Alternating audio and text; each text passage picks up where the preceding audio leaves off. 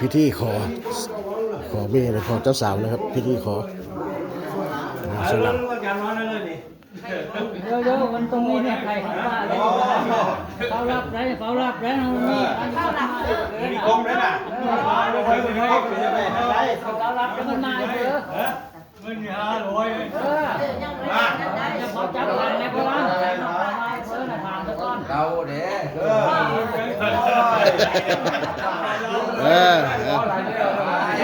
ไปมันจะมีแล้วไปเอามานี่แบบนี่มันคล้องมันมาแม่นละมาส่วนไหนฮะ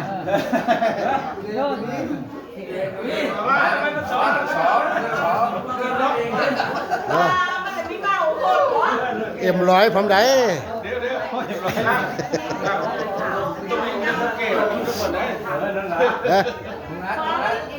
เบิ่งโดนท่องเที่ยวมันหลายโคตรนักอะนะมันหลายโคตรมันมาข้อด้วย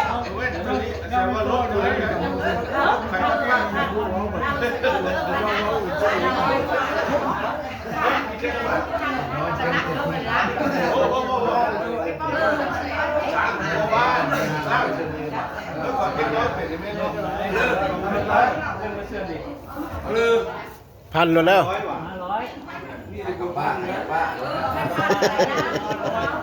อย่าเอาคนทุนมานี่มาแรกเลยนี่เงินไทยไทยไปเลยเอาแล้วไม่ทันละหรือเอาเงินสักก้อน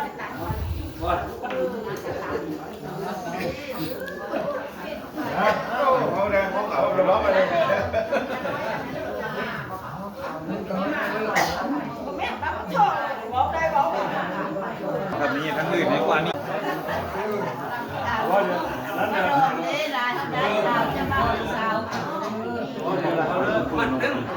มันเสียมาล่ะมาพี่มาเลยถ้าคืนจะพาออกไปมาจัดซะก่อนจัดเสื้อเตะรับไปแล้ว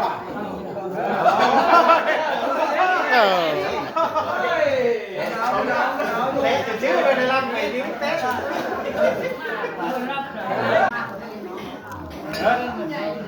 พอแล้วพอแล้วละไหนดิโอ้ยยังเนื้อหลักมาแล้วหลักนับไปยังเสร็จแล้วพอแล้วเอาแล้วใครนับแล้วแม่รักจะได้บอลยังไงเอาเลยอันเยอะเดี๋ยวเราพันเน้นพันเน้นไปเองเดี๋ยวไทยจะคันน้องแล้วมีคู่กันเลยบอกบ้านน้องมีไทยจะคันเจ๊จะคันจะคนแก่ไปคุยเดียวจะก็จะงอเราตัวน้อยยกอย่างนี้จก 3,000 มีพอนะเราลักแล้วเรื่องนี้แล้วเนาะเรามีสิทธิ์เกิดอย่างนี้เนาะ3,000นะตื่นมีพอค่าของปะมีค่าเท่าแก่แม่มาโคโยดีวันนี้ครบเลยวันนี้ครบ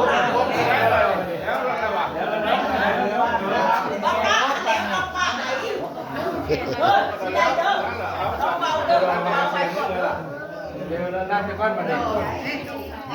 เดี๋ยวทำกี้มาดิมีน้ำพอแล้วอะไรมาดิขนมมันพวกไหนเอาไปเยอะกว่าพ่อมาดิ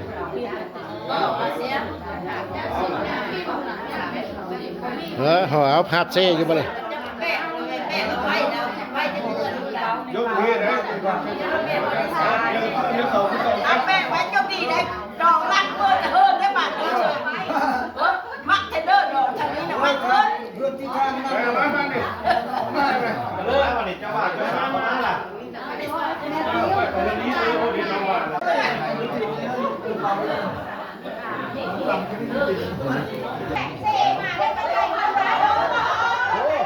ใหญ่ไทยแบ่งเงินไปแล้ว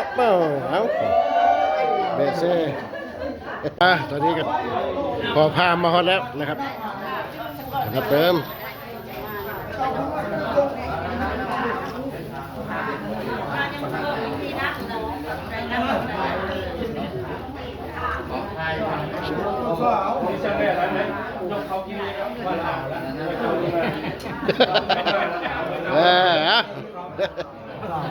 สนุกซอยล่างบัลลังก์เทมตัดที่เติมนะครับ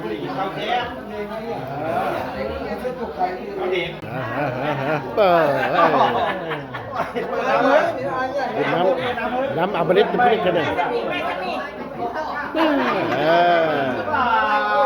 นี่เก่าบินฟิ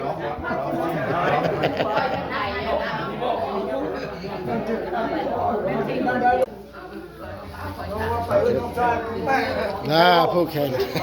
เอาภาพนะครับพร้อม